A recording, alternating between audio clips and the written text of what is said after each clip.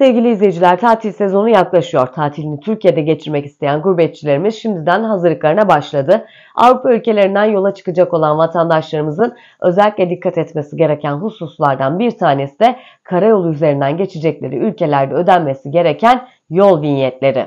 Bu haberimizde farklı ülkelerdeki 2024 otoban ücretleri ve vinyet ücretlerini sizler için listeledik. Öncelikle ücretlerinin ne kadar olduğunu ve nasıl satın alabileceğinizi bilgilerini buradan paylaşacağız. Avusturya ile başlayalım. Avusturya'da seyahat etmeyi planlıyorsanız A otobanları ve S yani hızlı yollar üzerindeki yolculuklarınız için bir yol vinyetine ihtiyacınız var. Bu vinyetler 3,5 tonun altındaki binek araçlar için geçerli. Ayrıca ücretlendirilen bazı otobanlar, tüneller ve dağ geçitleri de bulunuyor bunun içerisinde. Bu yolları kullanmak için her durumda bir yol vinyeti edinmeniz öneriliyor. 3,5 ton üzeri ağır kamyonlar içinse bir GoBox gerekiyor. Avusturya'nın yol vinyeti her yıl farklı bir renge ve yılın yazılı olduğu bir tasarıma sahip. 2024 yılı için vinyetin rengi sarı. Vinyetleri Avusturya'nın otoyol ve hızlı yol yöneticisi asfinag.at sitesinden sipariş edebilirsiniz. Peki vinyet ücretine kadar günlük vinyet 8,60 euro, 10 günlük vinyet 11,5 euro, 2 aylık vinyet 28,90 euro, yıllık vinyet 96,40 euro.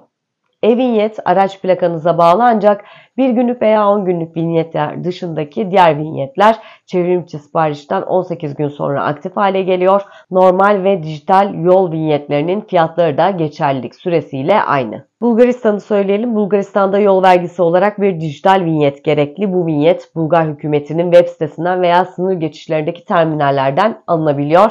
Fiyat aracın türüne ve vinyetin geçerlilik süresine bağlı. Binek araçlar için haftalık e-vinyet ücreti yaklaşık 6 euro, bir aylık ücret ise 13 euro. Köprü ücretleri de 3 ile 6 euro arasında değişiyor. Çek Cumhuriyeti'ni söyleyelim. Çek Cumhuriyeti'nde 3,5 ton altı araçlar için 3 çeşit elektronik yol vinyeti bulunuyor. Bunlar yıllık 30 günlük, 10 günlük ve günlük. Eko tarife, doğalgaz veya biyometanla çalışan araçlar için, hibrit ve elektrikli araçlar için muafiyet başvurusu yapılabiliyor.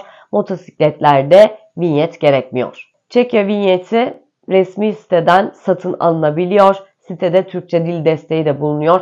3,5 ton üzeri araçlar için GPC tabanlı ödeme sistemi mevcut ve bu araçlar için önce kayıt gerekiyor.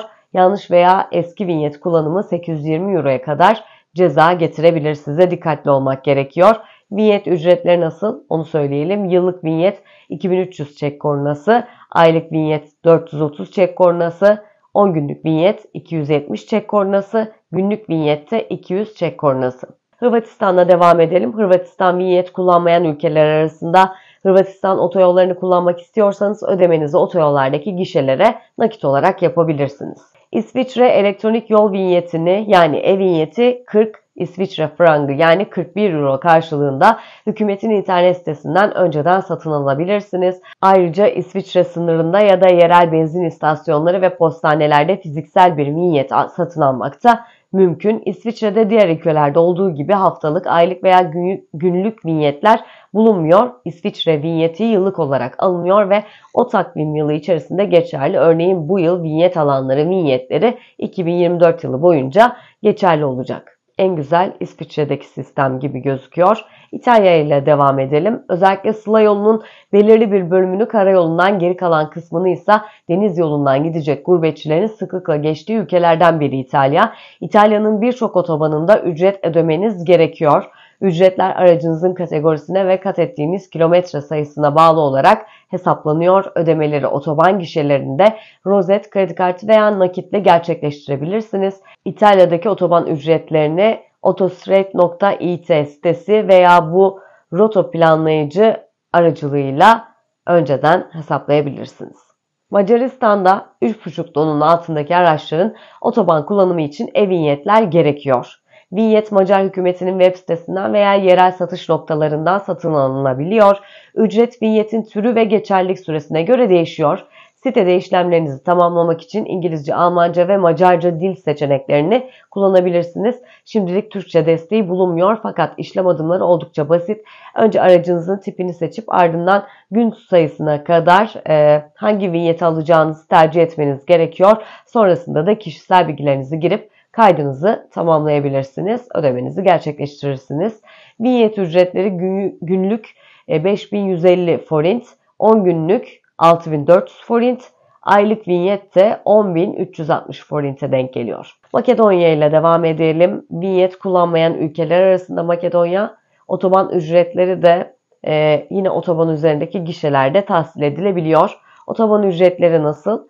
Üsküp'te 40 Makedon dinarı, Milodinovce-Kumanov arası 60 Makedon dinarı, Üsküp Petroveç 40 Makedon dinarı, Petroveç Veles 80 Makedon dinarı. Makedonya ile devam edelim. Makedonya vinyet kullanmayan ülkeler arasında otoban ücretlerini otoban üzerindeki gişelerde tahsil edebiliyorsunuz.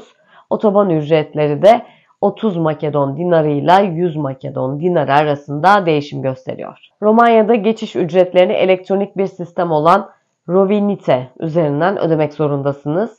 Rovinite, Romanya vinyeti fiyat hesaplayıcısı üzerinden çevrimiçi olarak satın alınabilir. Site Türkçe dil desteği veriyor. Ayrıca sınır kapıları, postaneler veya benzin istasyonlarından da temin edilebilir. Vinyet satın alındıktan sonra alıcıya bir mail aracılığıyla onay başvurusu gönderiliyor. Onay mektubunun çıktısını alarak yanınızda bulundurun. Ayrıca fiziki bir sticker'a da gerek yok. Vinyet ücretleri de bir günlük 2,5 euro, 10 günlük 3,30 euro, 30 günlük 5,5 euro, 60 günlük 8,40 euro, 12 aylık 28 euro. Daha büyük araçlar ve kamyonlar için ücret daha yüksek. Köprü geçiş ücretleri de 2 ile 6 euro arasında değişiyor. Köprü geçiş ücretleri toll booth'larda yani gişelerde ve benzin istasyonlarında satın alınabiliyor. Köprü geçiş ücretleri 2 ile 6 euro arasında değişiyor. Çoğu köprüde sadece nakit ödeme kabul ediliyor ama köprü üzerindeki bazı benzin istasyonunda da ödeme yapılabiliyor. Slovakya ile devam edelim. 3,5 tonun altındaki tüm araçlar için otobanlarda ve hızlı yollarda e-vinyet zorunluluğu var. Bu vinyetler aracınızın plakasına bağlı, herhangi bir fiziksel sticker'a ihtiyaç duyulmuyor. Motosikletler bu uygulamadan muaf. Bir araç ve karavan gibi 3,5 tonun üzerindeki bir kombinasyon kullanıyorsanız 2 e-vinyet satın almanız gerekiyor. 3,5 tonun altındaki kombinasyonlar için tek bir vinyet yeterli. Vinyet zorunluluğu olan otobanlar da var. Detaylı bilgilere Slovakya hükümetinin resmi web sitesinden ulaşabilirsiniz. Alternatif olarak benzin istasyonları, postaneler ve sınır geçişlerinde bulunan makinelerden de ödeme şeklini temin edebilirsiniz. Satış noktaları genellikle Eznamka işaretiyle tanımlanıyor. Yıllık ve 365 günlük şeklinde sunulan paketlerde yıllık ücret 2024 yılını kapsıyor ve 31/1/2025 tarihine kadar da geçerli oluyor. 365 günlük paket vinyetin satın alındığı günden itibaren geçerli. Vinyet ücretleri de 10 günlük 12 euro, 30 günlük 17 euro, yıllık yani 365 günlük 60 euro. Slovenya, otoban ve hızlı yollar için e-vinyet sistemine geçilen ülkelerden biri. Dijital formatta alınan e-vinyet, Slovenya'nın yol idaresi olan ve resmi web sitesinden alınabiliyor.